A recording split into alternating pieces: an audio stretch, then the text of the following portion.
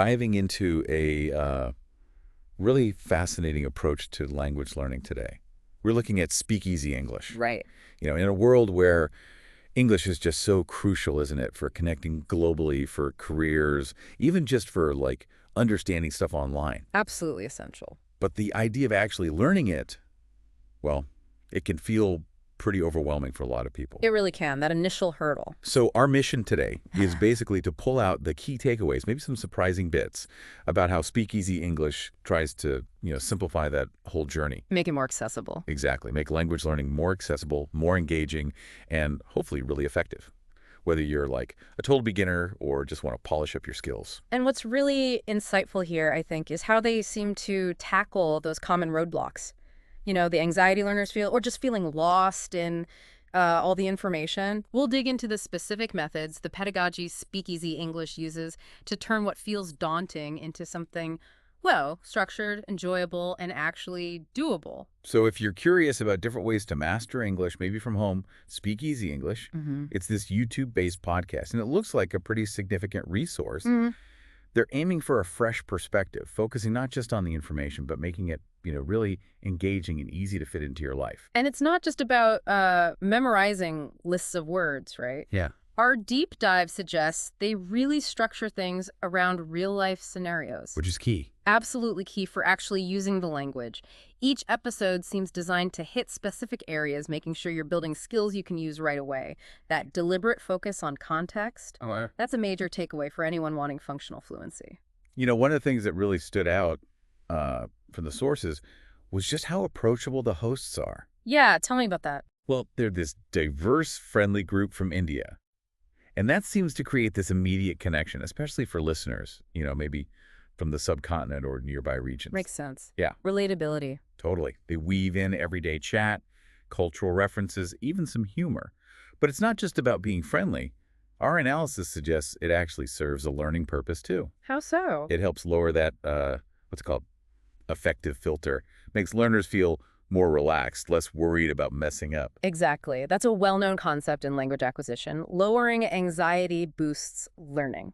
So let's maybe break down the hosts. Yeah, good idea. Okay, first up, there's Ravi. They often call him the enthusiast. Right. And his energy, it isn't just for show, apparently. It seems like a deliberate strategy to make potentially tricky topics like pronunciation feel less daunting. So he breaks things down. Yeah, breaks down pronunciation, grammar rules into these manageable chunks, and his genuine passion for the language really comes through, which helps keep learners motivated. Okay, and then there's Anjali, the grammar guru, I think. That's the one.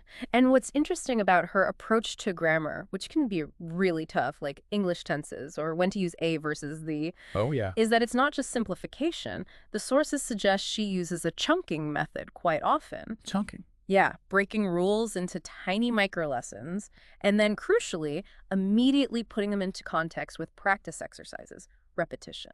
So it tackles the mental load, makes abstract stuff easier to grasp and remember. Precisely, makes it stick. Got it. Then the third one is Sandeep, the storyteller. Right. And his use of stories, anecdotes, personal experiences, even jokes, it's more than just keeping things entertaining. Go. This whole narrative approach, it helps learners pick up new vocabulary and sentence structures through something called scaffolding. Scaffolding.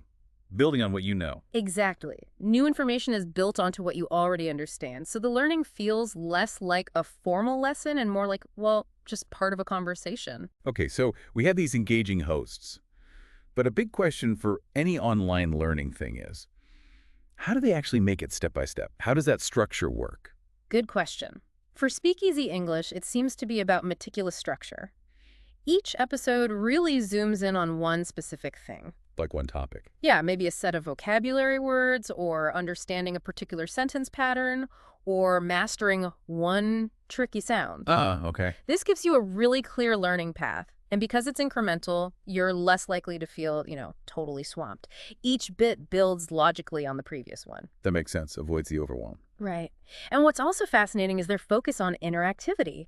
That's so vital for actually learning a language. Not just listening passively. No, they don't just lecture. Our analysis shows these intentional pauses built in. Yeah. The hosts actually prompt you with questions, give you exercises to do right then, encourage you to repeat things out loud. So it's active. Very active. It's not just about keeping you engaged. It's about active recall, spaced repetition, techniques that are proven to seriously boost how much you remember, turns listening into real learning. And crucially, you mentioned this before, they really emphasize real-life application. Yeah. That's often where things fall apart for learners, right? You learn the rule, you can't use it. The transfer problem. So the hosts seem to carefully design lessons around practical situations. Like what? Oh, anything from ordering food, handling a casual chat at a party, things you'd actually do. So the knowledge isn't just stuck in your head, theoretically. Right. It ensures what you learn is immediately useful in everyday life. Now, connecting this to the bigger picture, you mentioned the hosts are from India. That cultural relevance must be a big factor. It seems to be a distinct strength, especially for their target audience. Because the hosts are rooted in Indian culture, the lessons naturally weave in local references, maybe familiar situations. Makes it relatable. Very relatable and resonant. That cultural connection can really cut down on the cultural distance you sometimes feel learning a foreign language. Helps keep people engaged. Yeah. But it's worth pointing out, while that's a huge plus for many, if someone's main goal is, say, very broad, globally neutral English, they might want to supplement a bit, get varied exposure. Fair point. Okay, and building on that idea of fitting it into life, the bite-sized format seems really practical. Oh, definitely. Learning English doesn't have to feel like this massive time sink. Right. Speakeasy English offers these short, digestible episodes. You can fit one into your commute, maybe a quick workout, a coffee break. Easy to squeeze in. Exactly. And that consistent, low-barrier engagement, that's absolutely key for building a regular learning habit. So what can you, the listener, actually expect to get from an episode? What are the components? Well, you typically get practical vocabulary lessons, new words for daily use. That's often paired with Anjali's clear grammar tips, not just the what, but the how and when of the rules. Okay. Then Ravi helps you fine-tune your accent, your pronunciation, which builds confidence. And Sandeep's storytelling introduces new phrases, new expressions, all within these memorable contexts. And the cultural stuff is woven in, too. Yeah, insights into Indian traditions, lifestyle, it's all mixed in, which kind of enriches your understanding beyond just the language itself. Okay, so what does this all boil down to for you, listening right now? Yeah. It seems to mean that actually taking your English skills up a notch, consistently, from home. Yeah. It's not just some vague dream. It feels like a practical reality with resources like Speakeasy English. Yeah, the path seems clear. And getting started sounds pretty simple. Just, subscribe to their YouTube channel so you don't miss episodes. Consistency is the name of the game. Totally. Even just committing to one short episode a day, that consistency really compounds over time. You'll see progress. And if we step back and look at the bigger picture again, this whole model, accessible, culturally relevant, engaging it, fundamentally reshapes how we think about self-paced learning, doesn't it? How so? It challenges that old idea that you need a formal classroom or huge blocks of time to master a language. It shows there are other effective ways. Right. Which raises, I think, an interesting question for you, the listener. Thinking beyond just language, how else could this model of learning, breaking complex things down into digestible, relatable, interactive bits, how could that reshape how we approach learning any new skill or subject? That's a great question to ponder. And practically speaking, for Speakeasy English, the advice seems to be, don't just listen passively. Absolutely not. Take notes. Actively repeat the phrases out loud.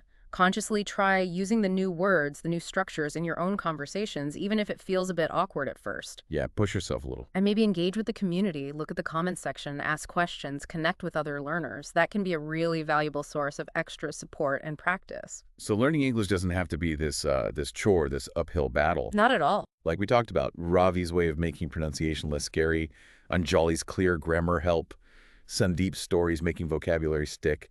It really does make it feel less like a rigid lesson. More like a conversation. Exactly. More like a natural conversation. Yeah. And having resources like this, engaging, accessible, culturally rich, it really empowers you, doesn't it? It lets you start that journey to fluency, to personal growth right from wherever you happen to be.